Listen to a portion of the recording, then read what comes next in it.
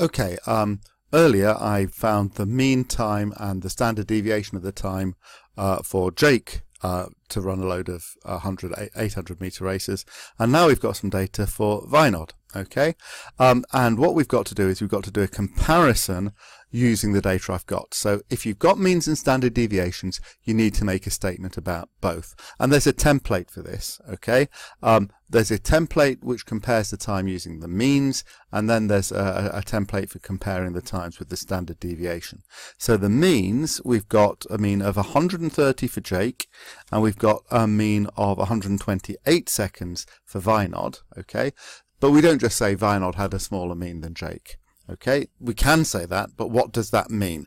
Well, the fact that Vinod's mean time was less than Jake's mean time allows us to say that Vinod's times for the 800 meters tend to be shorter than Jake's on average. I mean, it's important to put these words in because it doesn't mean that every time he runs it, it's quicker. It just means overall he tends to be quicker on average.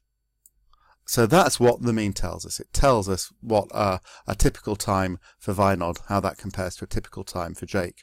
But remember, the standard deviation, okay, tells us about how spread out the data was, how varied it was.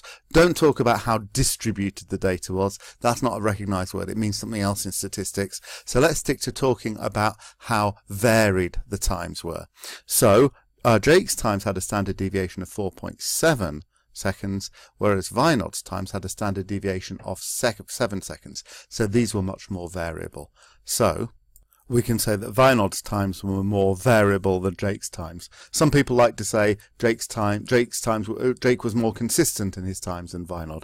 But I suggest you just stick to talking for standard deviation. You say which were more variable. You put it in context. So here I'm being very clear that I'm talking about times for 800 meters. I'm in context. But one statement about which is more variable and one statement about which was bigger on average or which was smaller on average. And if you stick to that, then you should get all the marks for comparing means and standard deviations.